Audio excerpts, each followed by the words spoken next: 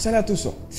Après la brillante victoire des Léopards à prime sur la Zambie, 2-0 lors de leur deuxième sortie justement au championnat d'Afrique des Nations, il y a un joueur qui a retenu notre attention, c'est bien Jephté Kitambala. Bien évidemment, la seconde période a été une masterclass collective. Tous les Léopards étaient extraordinaires, et même les entrants, puisque c'est Orso Marco qui va d'ailleurs marquer le but du carreau.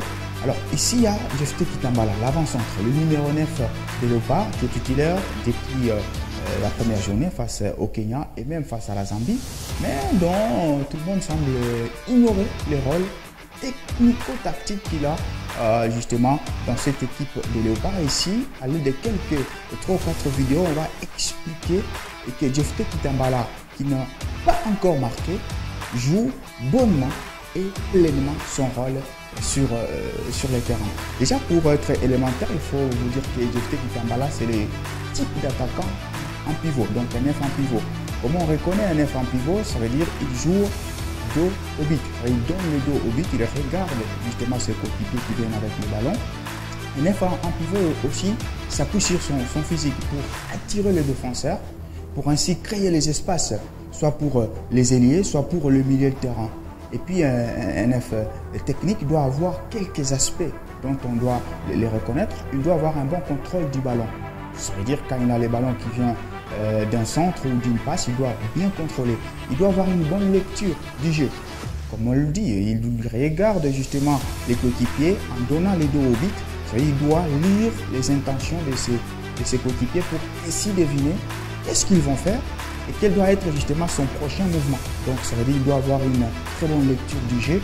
Il doit avoir aussi une bonne remise du ballon. Ça veut dire que les coéquipiers vont commencer à s'appuyer sur lui et lui doit remettre le ballon, ainsi se positionner pour créer ce qu'on appelle la pluralité offensive. Il doit impacter physiquement. Ça veut dire qu'il doit essayer un tout petit peu d'attirer tous les centraux, comme il a fait d'ailleurs Jephté Kitambala face à la Zambie.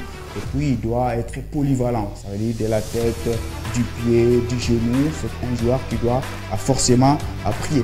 Alors sur base de quelques vidéos, on va voir justement le rôle de Jephté Kitambala, surtout lors de la victoire de la République démocratique du Congo sur la Zambie, 2-0. La première image, on va la voir en illustration, c'est Oscar Kabout qui vient avec le ballon. Et regardez, Jephté Kitambala dos au but, il va s'avancer, il va quitter le rectangle même. Quand il s'avance, il donne plus d'options au porteur du ballon, qui est ici Oscar Kabout. Oscar va s'appuyer sur lui. On a dit, l'aspect extraordinaire, c'est la remise. Un numéro 9 en pivot. Non seulement il a dos au but, il doit avoir une bonne remise. Il va faire une bonne remise à Oscar Kabout, qui va cette fois se servir justement du ballon et il va frapper. Ça, c'est la première vidéo qui illustre le 9 en pivot qui est notre ami Jephté Kitambala.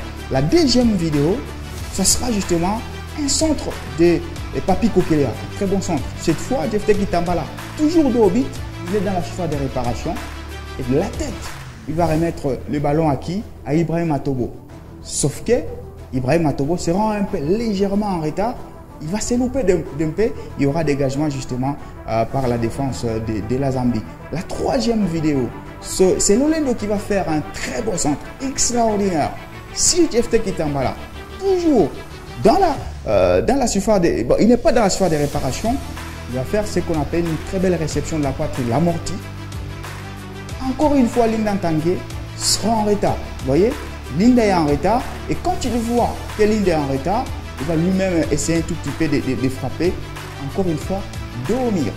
Et ce qui va encore illustrer un peu plus son rôle, c'est sur la quatrième action, ou l'action du 8. Il y a cette belle touche dans la surface de réparation. Encore une fois, si vous le remarquez, toujours dos au mur. Il fait la bonne remise. Cette fois, Ibrahim Atobo n'est pas en retard. Il est au bon moment. Il frappe.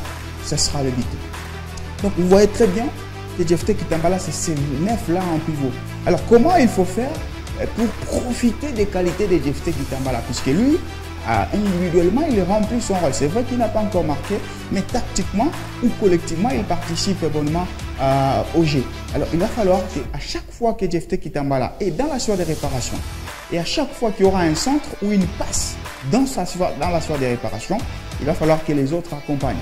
Ici, on a vu ceux qui sont un tout petit peu aptes c'est plus Ibrahim Matobo, c'est plus Lindan Tanguay. Ça veut dire que le milieu de terrain, Lindan Tanguay ou encore Agé Bassiala, ou les ailiers, ça peut être Oscar Kabutu ou Ibrahim Matobo, doivent toujours accompagner Jephté Kitambala parce qu'il a des belles remises, soit de la tête, soit de la poitrine, soit justement du pied, et il est en train de pouvoir attirer tous les centraux ou tous les défenseurs pour permettre à ce que les autres joueurs profitent justement des espaces. Donc il est un tout petit peu dur de condamner Jephté Kitambala juste parce qu'il ne marque pas. Un match de football, c'est 90 minutes. Si vous analysez le jeu, les 90 minutes de Jephté Kitambala dans un match de football depuis le début de ce chapiteau, c'est tout simplement un joueur qui remplit bonnement et pleinement son rôle tactico-technique lui accordé par Otis Ngoma.